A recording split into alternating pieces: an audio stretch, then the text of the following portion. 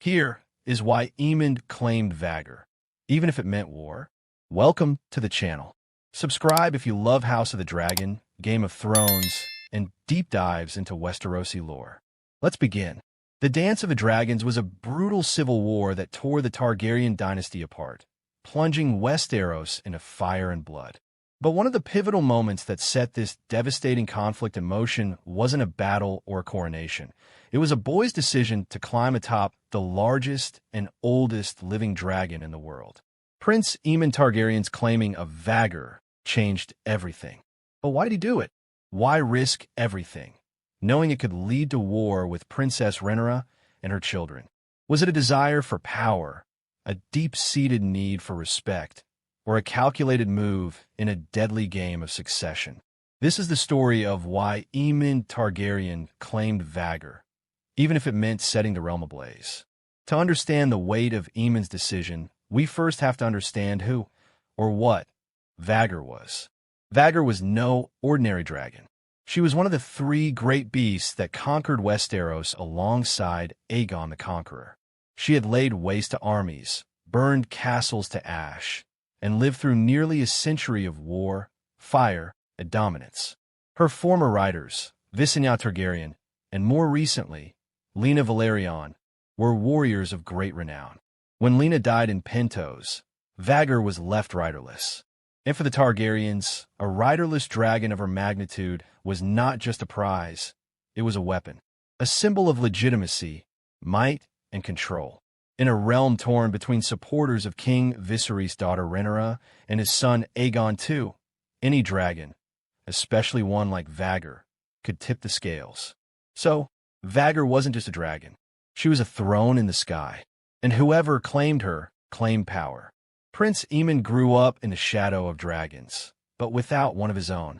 Born to Queen Alicent Hightower and King Viserys I, Aemond was younger than his older brother Aegon and lived in a world where dragon riders were royalty's elite. His cousins, the sons of Rhaenyra, all had dragons. His own brother, Aegon, had Sunfire. Even his sister Helena bonded with the dragon Dreamfire. But Aemond had none. He was mocked, teased, even pitted for being dragonless. His cousins called him Aemond the Dragonless, a cruel nickname that wounded his pride. He was a Targaryen prince, yet in the eyes of many, he was incomplete. This lack ate at Aemond's self-worth. It festered, hardened, and transformed into resentment, not just toward his cousins, but toward a system that seemed to cast him aside. And so, when Lena Velaryon died and Vhagar became riderless, Aemond saw his chance, his moment, his destiny. The opportunity came during Lena Velaryon's funeral at Driftmark. While the adults grieved and the children rested, Aemond slipped away into the night. He approached Vhagar alone, under the moonlight, without a saddle and without training. This was not a safe or guaranteed act. Many would-be dragon riders had been killed by dragons for lesser offenses. But Aemond was determined. He spoke to Vhagar. He climbed her ancient scales, and somehow, through courage, arrogance, or fate, she accepted him. Vhagar took flight, with Aemond clinging to her back. That moment was breathtaking. Aemond, once mocked and belittled, was now bonded to the mightiest dragon in the realm. But that triumph came with a cost.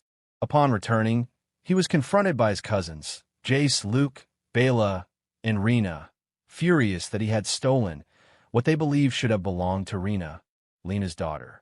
The fight turned brutal, and Aemond was slashed across the face by Lucerys Velaryon. The result?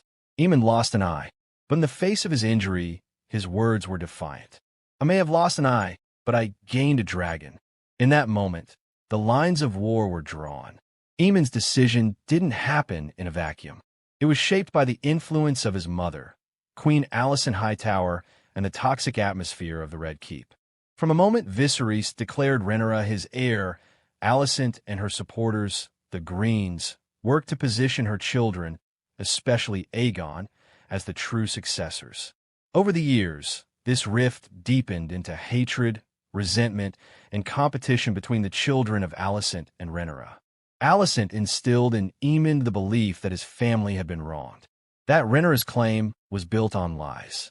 That the Valerian boys were illegitimate, that the throne must go to Aegon, and that Aemond, in turn, must be strong enough to defend that right. In a world where dragons were seen as the ultimate symbol of legitimacy and power, Aemond claiming Vhagar was not just personal, it was political. It sent a message: the Greens are strong. We have Vhagar. It also proved something deeper, that Aemond was no longer the quiet, overlooked boy. He was a prince of fire and fury. The significance of Aemond's bond with Vhagar can't be overstated.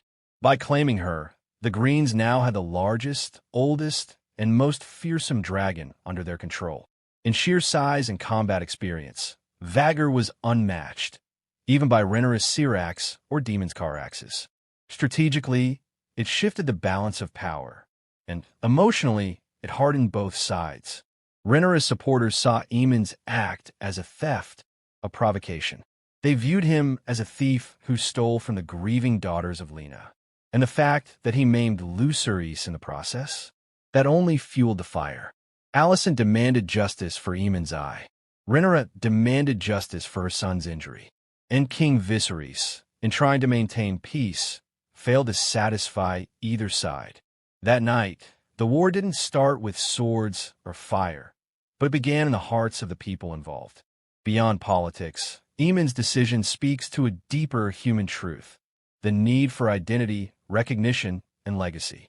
For so long, Aemond had been overlooked. The younger brother, the dragonless child, the quiet boy with something to prove. Claiming Vhagar was his defiance of fate. It was his way of saying, "I will not be forgotten."